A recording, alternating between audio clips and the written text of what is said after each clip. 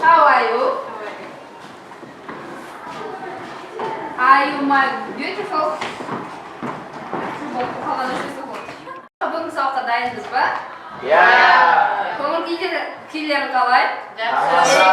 Онда болса бүгін сабақты бастайық, Сабақты ең алдымен бірінші үй тапсырмасын қайталап алайық. Мен сендерге бүгінгі үй тапсырмасын сұрау үшін поле чудес әдісін ұйымдастыруға келдім. Бәріміз ортаға келіп, мына жерден бір-бір сұрақтан жауап берейік. Бір-бір кезектесіп. Ал.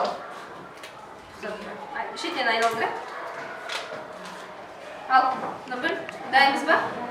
Маған кеңселік дербес компьютерлер дегеніміз түсті. Яғни бұл негізінен кеңселік программалармен және қосымшалармен жұмыс жасауға арналған компьютерлер. Дұрыс. Келесі.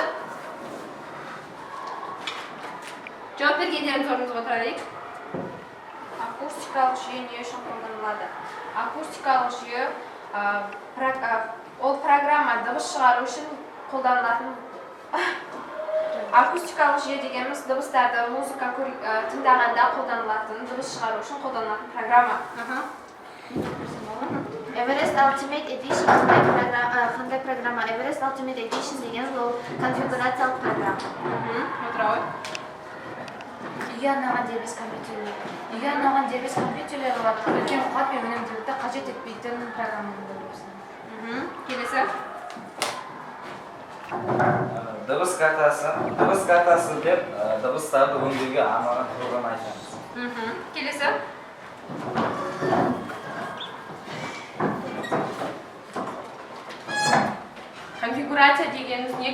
Конфигурация деген компоненттердің мақсаты және санын өлшейтін бір құрамдас жиынтық болып табылады. Дұрыс. Келесі. Компьютердің конфигурациясын анықтауға арналған программа. Ол дегеніміз CPU, Z және элемент Addition деген программа. Бүгінгі біздің сабағымыздың бағалау жүйесі координаталық осьтер бойынша. X және Y осьтер берілген, алдыларынан таратып берді. Әр дұрыс сұраққа жауап берген жағдайда плюс жаққа қарай парабола жасаймыз. Егер сұраққа жауап бере алмаған, немесе сұрағымыздың жауабы дұрыс болмаса, минусқа қарай парабола жасаймыз. Сабақтың соңында осы арқылы қорытындылаймыз. Ал олай болса, бүгінгі сабақтың тақырыбын ашу үшін сендерге пазл алып келдім. Осы пазлды құрастыру арқылы бүгінгі сабақтың тақырыбын ашып алайық. Келіңдер. Мына жерде топтасып бірге орындап жүрейік.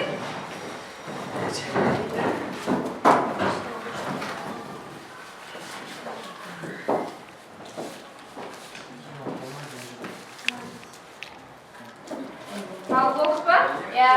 болды. Бүгінгі сабақтың тақырыбы қандай екен? Бағдарламалық қамтамасыз етуді таңдау. Бүгінгі сабақтың тақырыбы бағдарламаларды қамтамасыз етуді оқу мақсаты. Пайдаланушының қажеттілігіне қарай бағдарламалық жасақтаманы таңдау. Сабағымыздың мақсаты программалық жасақ қамтамасыз ету, программалық жүйелер, программалардың даму ұғымын туралы түсіну.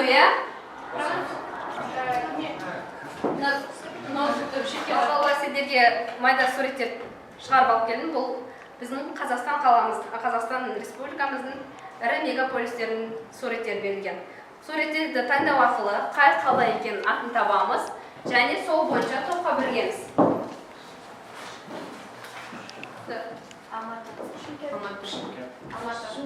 Алматы қаласында жаққа бірге, Шымкент жаққа. Бір ауыз сөз айта аласыңдар ма? Қандай қала ол? Шымкент туралы.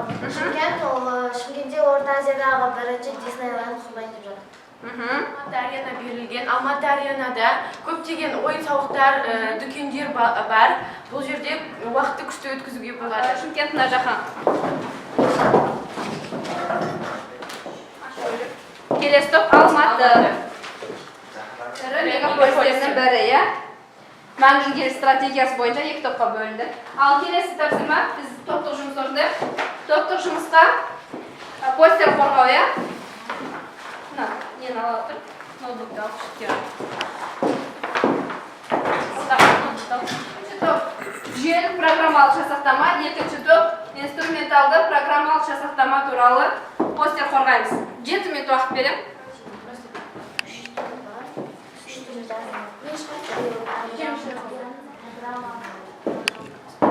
экспериментал программалық жасақтамалардың нелер жатады екен.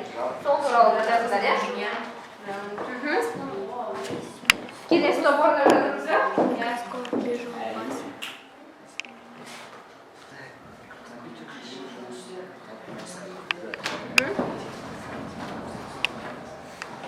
Балалар, дайын болсақ, дайын топ қол шапалақтаймыз, дайындық білдіреміз. Қай топтан бастаймыз? Алматы. Алматы қаласынан бастаймыз, ал Алматы тобы. Біздің топқа инструменталдық программалық жасақтама берілген, яғни бізде осыған Borland TNP және Borland S++ микроскоп Visual Basic, микроскоп Visual S++ жасады. Программалық жатады.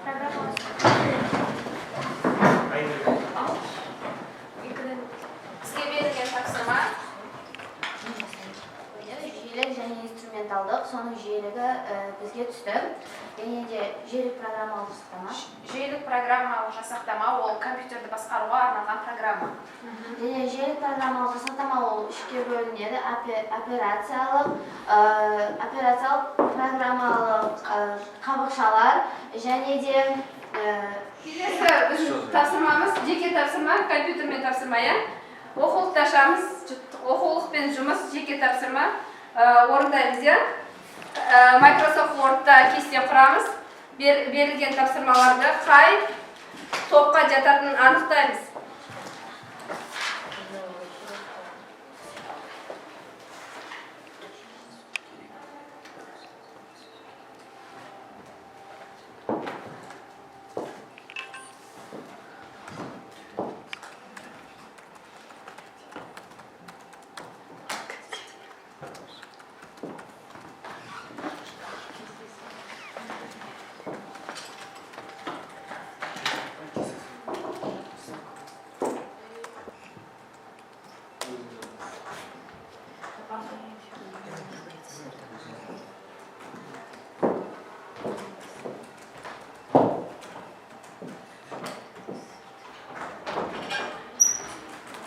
Бойынша кликер сәтісін алдым. Кликер сәтісінде әрқайсында парақтар берілді, иә?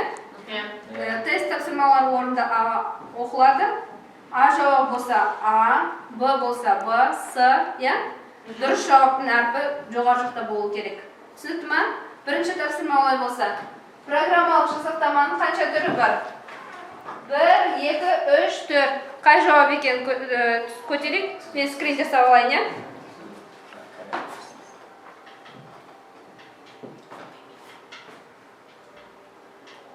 Бері қаратамыз. Келесі топ.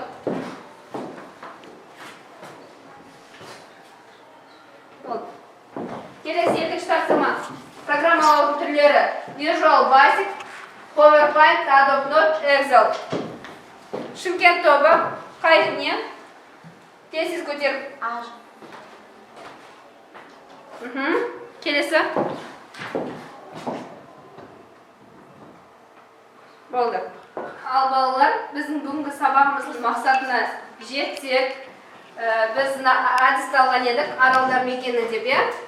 Біздің бүгінгі сабақтың тақырыбына, сабақтың мақсатына жететін болсақ, біз аралмен жүзіп өтіп, финишқа жеткен болатынбыз, иә? Бүгінгі сабағымызды қорытындылай кетейік. Бүгінгі сабақта біз ең алдымен мына жерде тұрмыз деп есептесек. Бірінші тапсырма поле чудес әдісі бойынша біз тапсырмаларды орындадық па? Орындасақ тапсырайық, иә? Келесі тапсырма қандай еді? Пазл әдісімен тақырыпты ашу, иә?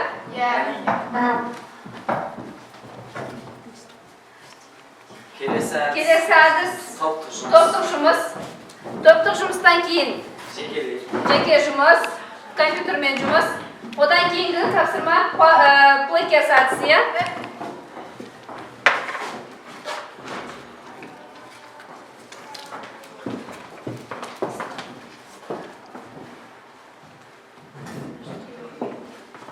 Бүгінгі сабақты қорытындылай келе рефлексия қалдырайық. Рефлексиямызды аралдар көңіл-күйі алдыларында берілген кемелерді бүгінгі сабақты қалай өтті, өздеріне қалай ыңғайлы қандай бағытта өтті деп ойлайсыздар? Сол бойынша рефлексияларын қалдырсыздар.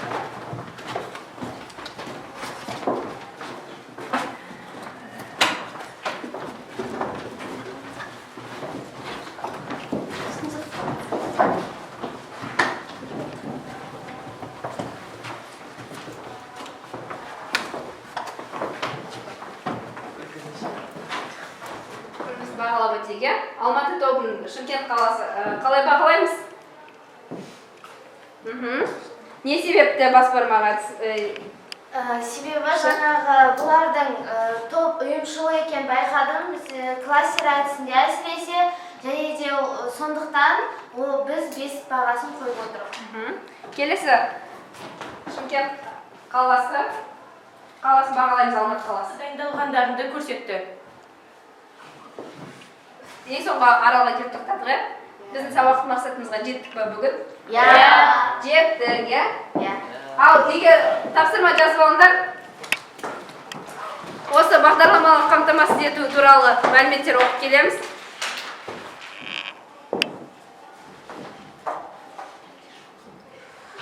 Сабақ аяқталды, сау болыңдар.